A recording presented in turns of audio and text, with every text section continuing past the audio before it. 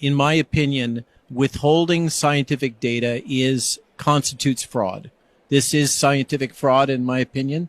If I was to publish a study in which I had a large body of epidemiologic data and I decided to only publish part of it because I wanted to advance some agenda, I would be guilty of scientific fraud. The paper would be withdrawn. I would be kicked out of my academic institution. I would be guilty of scientific fraud. That's what this is. And the CDC I've watched it over the years become more and more and more a political arm and not serving its function. This is the Centers for Disease Control and Prevention. They are the archive of information which physicians have relied on for decades through the MMWR publication. They are the ones that are responsible for providing us the frontline data about what's going on and where it's happening. They have stopped performing that function. They no longer release that detailed information through MMWR.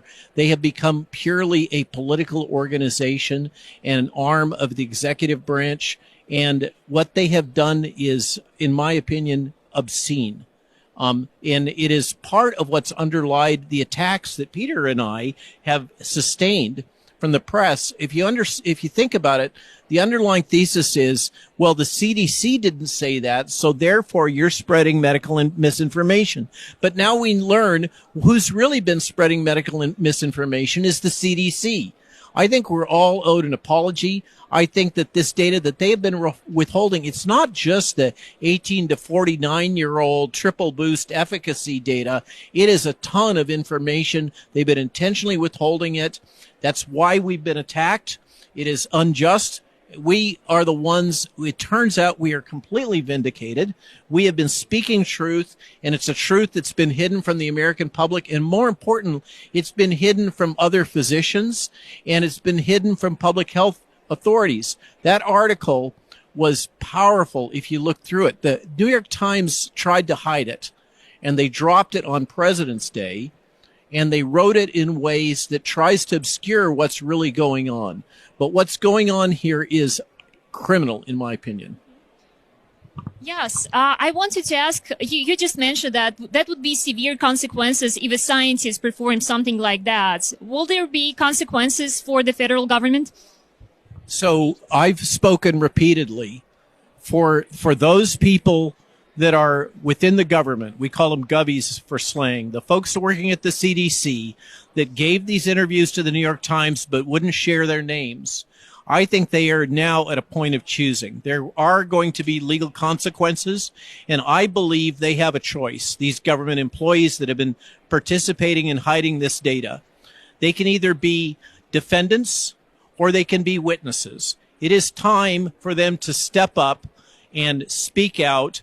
And if they want to do a whistleblower action, speak to Senator Ron Johnson. His office is in business looking for this. And when the midterms are done and he's reelected and the Republicans take the Senate, he's going to be in charge of the Senate Subcommittee on Investigations. And I can tell you that he is ready to go. Would you like to? I just add to that this isn't the only area of concerns on data transparency. The FDA and Pfizer are being sued for release of their full dossier. Many of you know that there now is an accelerated release of the data. But the reluctance to release information on a biological product that each and every American is being asked, if not mandated, to take, the reluctance to do so should make everyone concerned.